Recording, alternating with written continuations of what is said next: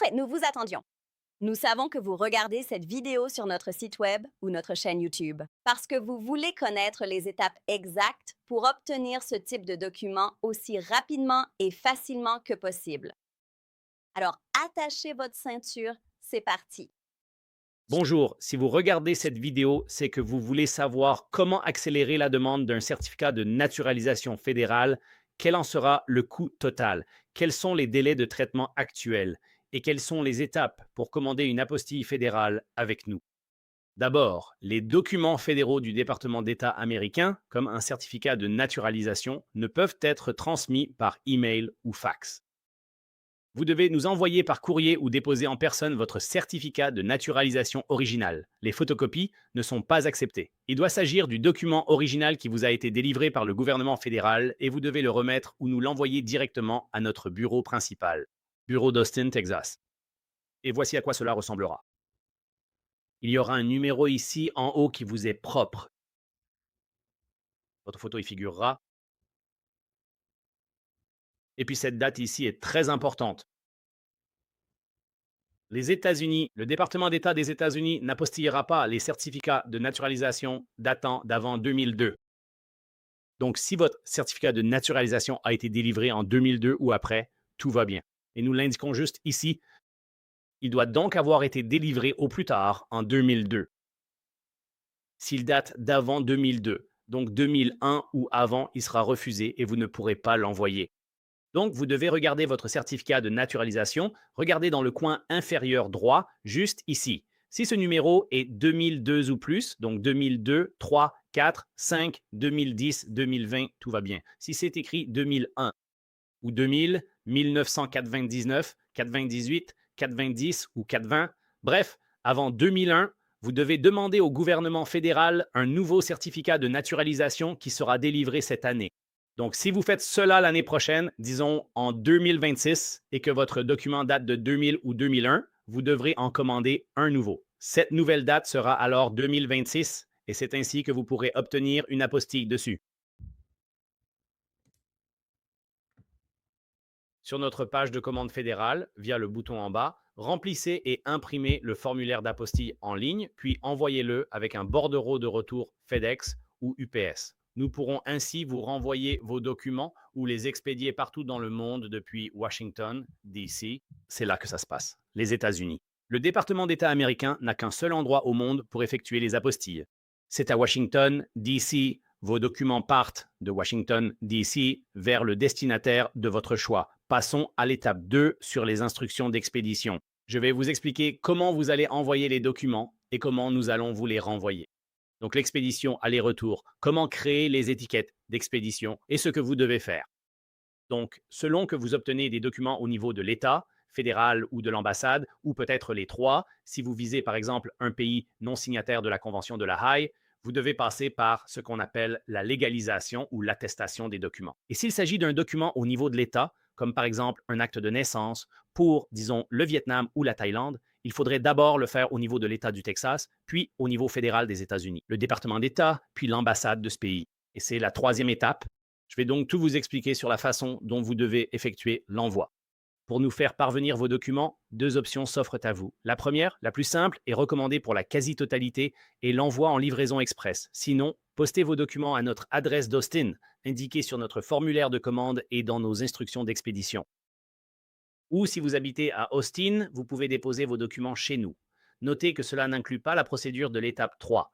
Ceci ne concerne pas la procédure, que ce soit par courrier ou en main propre. Pas de service sans rendez-vous. Vous ne repartirez pas avec l'apostille immédiatement. Elles sont délivrées par le secrétaire d'État du Texas, le département d'État à Washington ou une ambassade étrangère. Nous légalisons tout via nos bureaux et les ambassades étrangères à Washington, D.C., où se situent 99% de toutes les ambassades mondiales.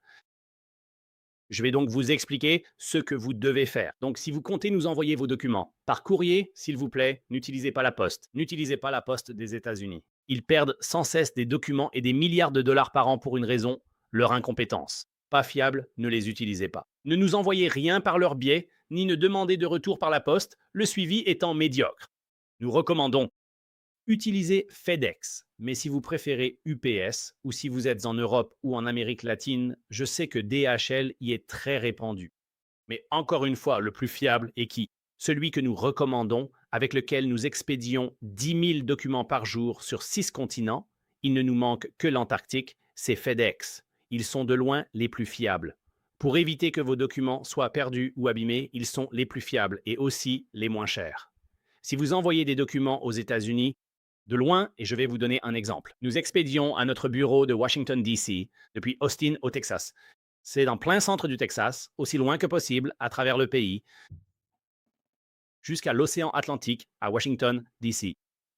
Cela nous coûte 10 $ et 95 cents pour envoyer des documents en 2 jours par FedEx à notre bureau de DC. Bureau, si nous utilisons UPS pour le même délai, c'est plus de 40 $. Si nous utilisons la Poste, c'est plus de 20 $. C'est environ 23 $. C'est plus du double.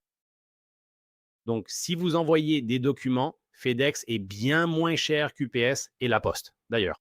Si vous le faites rapidement, en une nuit ou 2 jours, la plupart des gens ne réalisent pas que c'est uniquement si vous utilisez l'option FedEx One. Et notre vidéo sur nos pages d'expédition va expliquer cela. Laissez-moi vous expliquer. Voici les liens à cliquer. Ce sera une longue vidéo de 15 à 20 minutes qui vous guidera pour faire ce que FedEx ou UPS ne font même pas sur leur site. Nous avons des captures d'écran et une vidéo qui explique étape par étape à l'aide de ces captures comment créer une étiquette de retour prépayée sur fedex.com ou apps.com depuis n'importe où dans le monde. Peu importe où vous êtes dans le monde, vous pouvez créer une étiquette prépayée en ligne. Il suffit de l'imprimer pour nous l'envoyer par courrier ou de nous transmettre par email le fichier PDF qu'ils vous fournissent. Vous ne pouvez pas nous fournir des étiquettes d'expédition dans un document Word. Peu importe le format, il vous faut le PDF original fourni par UPS ou FedEx. En cliquant sur ces liens, une vidéo et des captures d'écran vous guideront pour vous expliquer la marche à suivre où que vous soyez. Pour un envoi international, vous devez généralement remplir une facture ou une déclaration en douane que vous devez remplir. Vous cliquez sur ceux-ci, celui-ci pour FedEx et celui-là pour UPS. Et nous avons déjà un modèle pré-rempli pour vous, il vous suffit juste de le compléter. Ensuite, signez votre nom et indiquez la date dessus. C'est tout. C'est prêt. Selon le pays, ce n'est pas requis, mais on le fait par précaution, donc faites-le.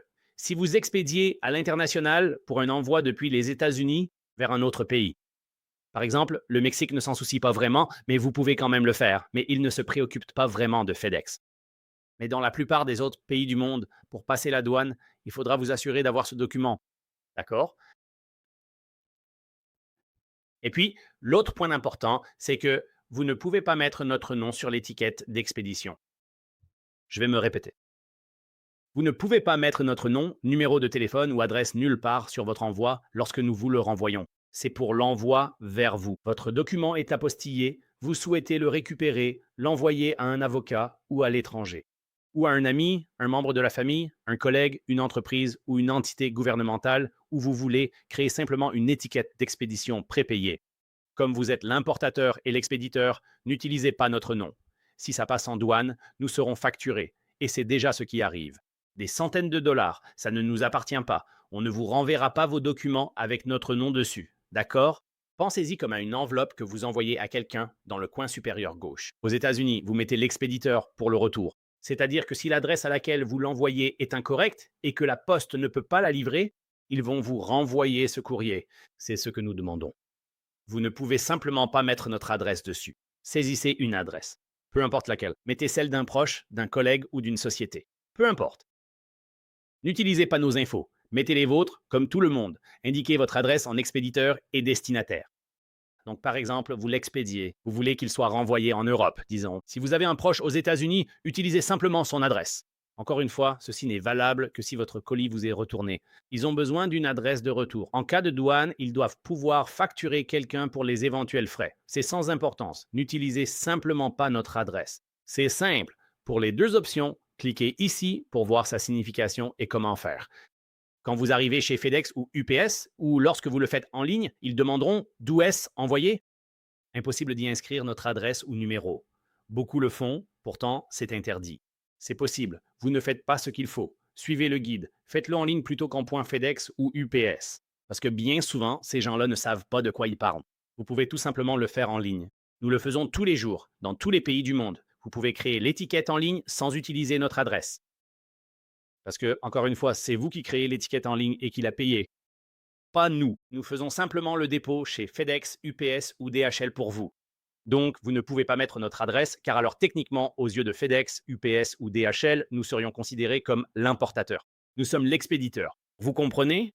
La responsabilité légale incombe à notre entreprise et notre politique nous interdit d'accepter cela. Ne mettez donc pas notre adresse sur les étiquettes d'expédition.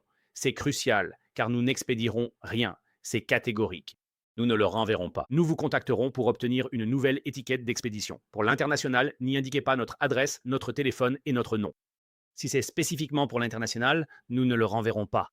C'est donc très important. Si vous êtes pressé de récupérer ces documents, l'envoi d'une nouvelle étiquette et notre prise de contact risque de prendre plusieurs jours de plus. S'il vous plaît, suivez ces instructions et n'inscrivez pas votre nom, adresse ou numéro sur cette étiquette prépayée. Voilà pour l'expédition, c'est très simple. Dites-nous juste encore si vous déposez des documents chez nous. Assurez-vous que vous pouvez aussi les déposer chez nous. Fournissez-nous un bordereau prépayé pour le retour. Déposez vos articles chez nous au lieu de les poster. Si vous préférez un renvoi par courrier, c'est tout à fait possible. Allez en ligne, créez votre étiquette d'expédition et en venant dans nos locaux, déposez vos documents. Et puis, le jour même ou les jours suivants, comme nous le verrons, selon le délai de délivrance du secrétaire d'État, ou le gouvernement fédéral ou l'ambassade, alors nous vous les renverrons. Voilà comment ça fonctionne. Merci. À l'étape 3, nous allons passer en revue les délais de traitement ou de retour actuels pour les États-Unis. Département d'État concernant la délivrance d'apostilles fédérales ou d'authentification sur les documents fédéraux et la tarification actuelle que nous appliquons pour les services urgents. Tout cela va changer à l'avenir car cela change constamment. Comme les marées qui montent dans l'océan, les délais de traitement et les tarifs vont évoluer parce qu'ils vont continuer à augmenter leurs frais. Ils ont augmenté leurs frais de dépôt de 250% il y a environ un an. Et ils sont passés de 13 à 14 semaines de délai de traitement. Au plus fort du COVID, c'était 13 à 14 semaines, le pire que l'on ait jamais connu. C'était avant le COVID. Le plus long que nous ayons jamais eu, c'était environ 5 jours ouvrables. En général, c'était 3 à 4 jours ouvrables. Et de temps en temps, cela prenait 5 jours ouvrables lorsque nous les déposions à la main. C'est passé à 13 à 14 semaines. C'était le plus rapide que n'importe quelle entreprise ou personne au monde aurait pu faire. Donc, dès que vous le déposiez chez eux, cela leur prenait autant de temps. Donc, cela va changer. Donc, pour les documents fédéraux, à l'exception des vérifications des antécédents du FBI qui se font sur une page de commande différente, si vous commandez une vérification des antécédents du FBI, une véritable vérification émise par l'un des 10 intermédiaires agréés par le FBI via le DOJ, alors vous n'allez pas sur cette page. Vous descendez ici et cliquez sur Apostille, FBI et vérification des antécédents criminels. Tous les autres documents fédéraux seront sur cette page. C'est ici que vous ferez la démarche.